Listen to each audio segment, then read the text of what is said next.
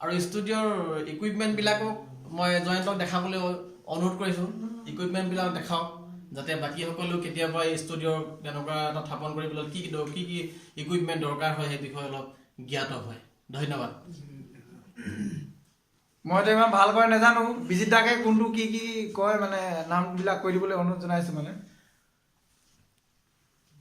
এয়াতো মনিটৰ বুলি সকলোৱে জানে কম্পিউটাৰ হয় এটা মনিটৰ তাতে আছে আমাৰ মনিটৰ স্পীকাৰ এইটো চাউণ্ড কাৰ্ড এয়া চাউণ্ড কাৰ্ড ফ'কাছ লাইটৰ চাউণ্ড কাৰ্ড হয় ইয়াতে 6টা ইন আৰু 6টা আউট আছে আৰু এয়া কম্পিউটাৰ কীবৰ্ড এয়া মিডি কীবৰ্ড আৰু ইয়াতে CPU টো আছে তাতে UPS আছে মাইক ষ্টেণ্ড আৰু এয়া গানৰ বাবে এটা ষ্টেণ্ড আমাৰ এই বাকীসকলে ইয়াত সকলো মিউজিচিয়ানসকল বহি আছে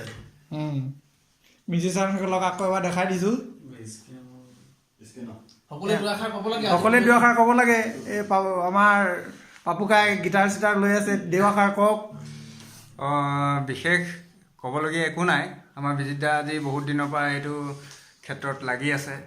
তেওঁ যথেষ্টখিনি কষ্ট কৰিছে এটা নতুন এক্সপিৰিয়েঞ্চ মানে কাম কৰি ভাল লাগিব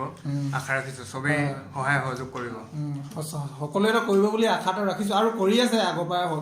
বিজিত দাৰ এইটো সপোন আছিলে সৰুৰে পৰাই এটা সৰু ষ্টুডিঅ' খুলিম সৰু বুলি নহয় মানে প্ৰথম সৰুৰ পৰাই ডাঙৰ হ'ব তাৰপৰা আমাৰ ইয়াত লাগি আছে তেওঁ কি ক'ম এতিয়া লাগি আছে আৰু তেওঁ প্ৰথম তেওঁ হৈছে আমাৰ কম্পিউটাৰত সোমাব তেওঁৰ সেনেকুৱাই মানে আমি